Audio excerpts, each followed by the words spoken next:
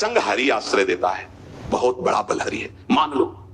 एक दिन आपसे कह रहे थे कि जब आपने देखा नहीं उनको, उनसे बात नहीं हुई, तो आप उनके जनों से बात सुनकर उनकी तरफ चल पड़े, इस बात से हरि आपके ऋणी हो जाते हैं, भगवान इसी बात से ऋणी हो जाते हैं। बस ये बात आप हृदय में बैठा लीजिए। जैसे लोग प्रश्न करते हैं ना कि हमने भगवान को देखा नहीं, भगवान को हम कैसे, किसी की बात तो मान लो ना।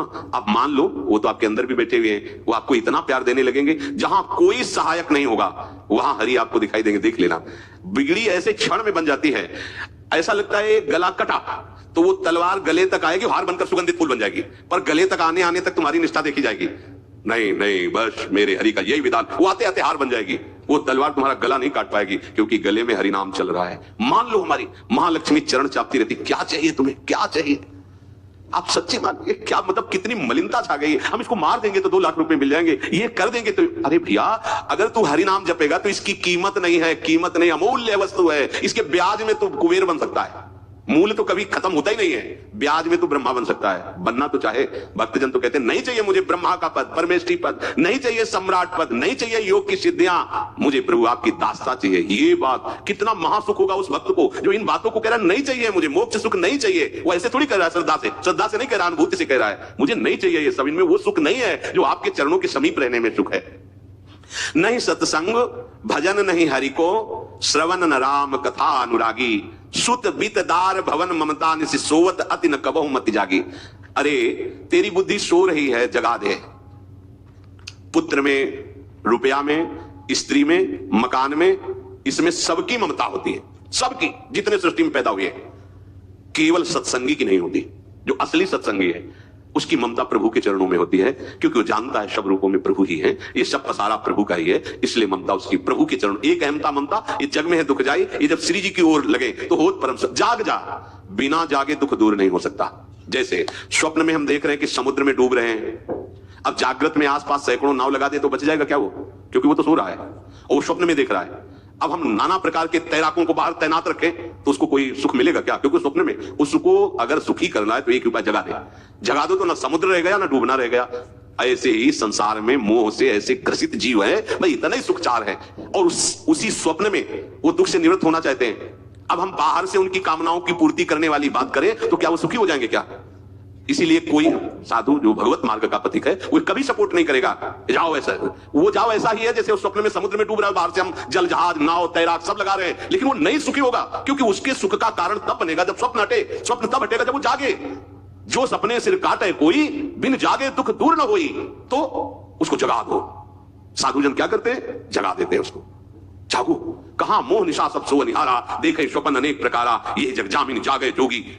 योग भगवान से जो तुमने वियोग कर रखा है, तुम जगो, जे ही जगोगे तुझे ही जाने, जग जाए हेराई, जागे जथा स्वपन भ्रम जाई। कोई नहीं यहां, एक कल श्लोक, मत्ता परतरम नान्यत किंचित अस्ति धनंजय, मेरे सिवा कोई नहीं। ये कब पता चलेगा? जागने पर। तो हमें बहुत कुछ दिखाई दे रहा है, स्वप्न है। उमा कहूं मैं अनुभव अपना, सत हरि भजन जगत सब सपना। तो बोले तुलसीदास हरि नाम सुधा तजी, सठ हठ पियत विषय विष मांगी। अगर कहीं संतों के पास भी गए तो क्या मांग रहे हैं? हट करके विषय विष मांग रहे हैं। वो आत्मदेव नाम के एक ब्राह्मण थे, सब कुछ समृद्धि थी, संतान थी नहीं, बड़े दुखी गृहस्थी में। हमारा कुल चलाने वाला होना चाहिए, बड़ा भ्रम बैठा हुआ है, हमारा कुल चलाने वाला नहीं, सब बेकार, जीवन ही बेकार हो गया। बिना गुरु के यदि शास्त्र पढ़ोगे ना तो भ्रमित हो जाओगे। स्पष्ट लिखा, पुत नाम के नरक की उसको प्राप्ति होती जिसके संतान नहीं होती। अब तो गृहस्थ में बेचारा पड़े परेशान, उन्होंने सोचा इससे अच्छा आत्महत्या कर लें। बहुत संतों के पास जाकर के यज्ञ करके सब अपनी कामनाओं की पूर्ति चाहते, दान पुण्य दे करके। उसने भी जितना उपाय हुआ किया, नहीं हुई संतान, मरने के लिए वो जंगल में। उधर से एक सन्यासी जी आ रहे थे, देखा साधु तो ब्राह्मण तो थे, उठे प्रणाम किया, देखा उनको उदास क्यों हो? उनका महाराज उदास ही नहीं, मैं तो आत्महत्या करने आया हूं यहाँ जंगल में। अरे ये तो महापाप है, आत्महत्या तो बड़ी दुर्गति का कारण है। बोले महाराज अगर आप बचाना चाहते हो तो आप कृपा करो। क्या क्या चाहते हो? बोले हमारे पास सब कुछ है, बेटा नहीं, बेटा नहीं दोगे तो हमारा जीवन बेकार। तो उन्होंने अंतर्दृष्टि से देखा और कहा 7 जन्म तक तेरे पुत्र नहीं भाग्य में तेरे लिखा है।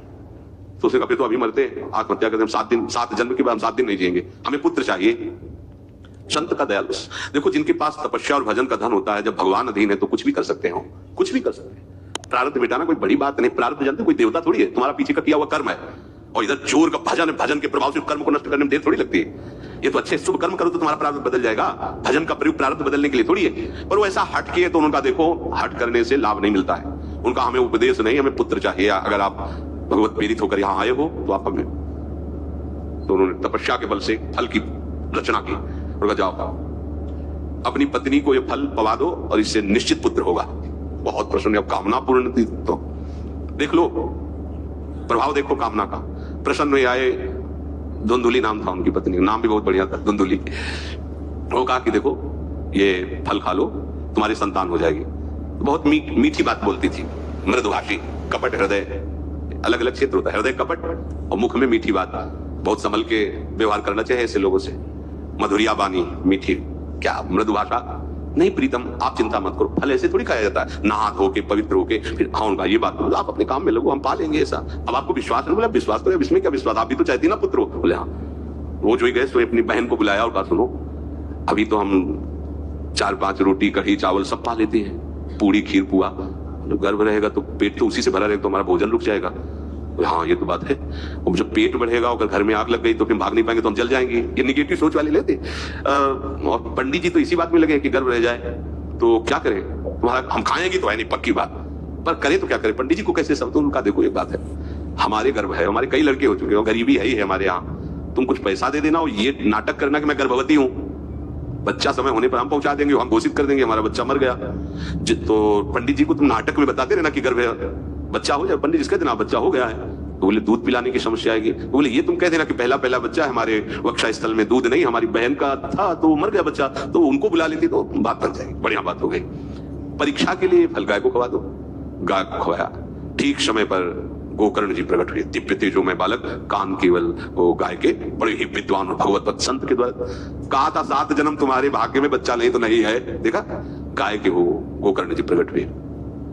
उधर उनके जो बच्चा पैदा हुआ वैसे ही नाटक के द्वारा पहुंचा दिया गया, वैसे ही पूरा जैसा पहले पक्का हुआ। अब उसने कहा कि हमारे तो स्तनों में दूध नहीं है, हम अपनी बहन को बुला ले, उनका बच्चा मर गया। हाँ हाँ हमारा बच्चा स्वस्थ होना, आप बुला लो, उसको हम धन भी देंगे, वो हमारे बच्चे की सेवा करो। अपने नाम से जोड़ करके उसका नाम रखा धुंधकारी, धुंधुली, और धुंधकारी अज्ञान का साक्षात स्वरूप। अब जैसे ही वो अवस्था बढ़ती गई तो उसके पापाचरण बढ़ना शुरू हुए। बच्चों के साथ खेलता, खेलते हुए बच्चों को उठा लेता और कुएं में डाल देता, मतलब घोर अत्याचार।